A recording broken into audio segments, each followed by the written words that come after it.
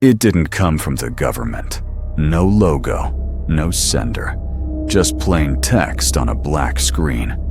The message continued. If you are reading this, remain exactly where you are.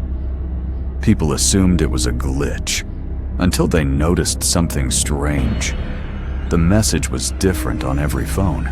Some phones showed names, others showed addresses. A few showed things that were never written anywhere. You left the stove on. You never told anyone what you did in 2016. You should not be standing near that window. The phones updated every 30 seconds. Always accurate, always watching. At 2:49 a.m., a final line appeared. This alert is a test. You have failed. Cameras across the city shut down. Elevators stopped. Streetlights went dark, one by one.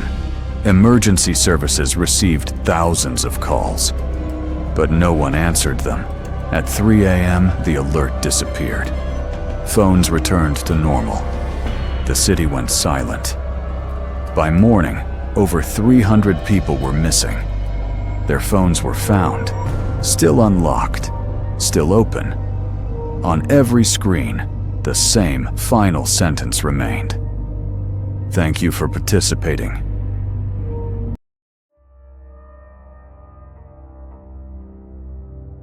I arrived in the town by mistake. My car broke down just before sunset. No signal, no nearby cities on the map. The town had no name sign, just buildings, lights, people walking calmly, too calmly. A man helped me push my car to the side.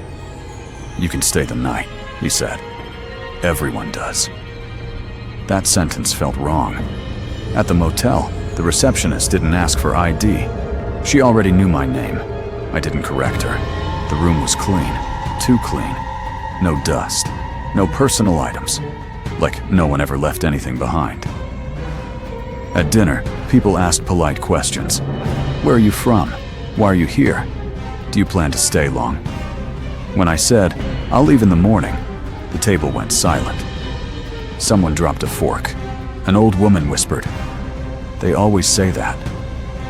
That night, I heard footsteps outside my door, not approaching, just passing, back and forth, all night. In the morning, my car worked perfectly, too perfectly. But when I reached the edge of town, the road looped back, again and again, different streets, same ending. I asked a shop owner, "Why can't anyone leave?" He looked at me with pity. "Because someone has to remember us." That evening, I noticed something terrifying. Photos on the walls, new ones, pictures of people who arrived recently, smiling, settled. I found my photo, already framed. Under it was a date, tomorrow. That night, I stopped trying to escape. I unpacked my bag. In the mirror, I practiced smiling. I needed to look natural. After all, someone new would arrive soon, and they would need help pushing their car.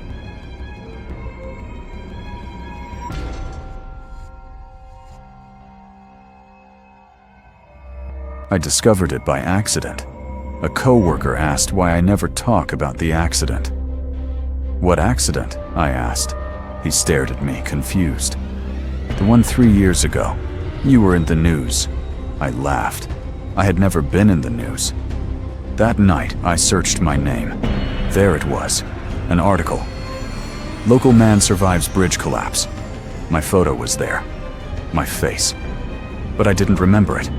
The article described injuries I never had, a coma I was never in, a recovery I never lived. I asked my mother. She went quiet. "You don't remember?" she asked softly. "Remember what?" She showed me old messages, hospital visits, flowers, voice notes from me, recorded while I was supposedly unconscious. My voice sounded tired, afraid. I checked the date. That week was blank in my memory. No photos, no messages, no emotions, like it was cut out. I returned to the bridge. Nothing special, just traffic. But underneath, I found something carved into the concrete. My name. And a sentence. This is where you stayed.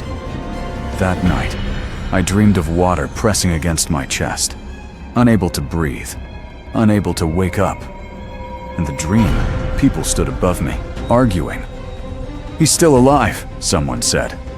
"No," another replied. "He just thinks he is." I woke up coughing water onto my pillow. My phone buzzed.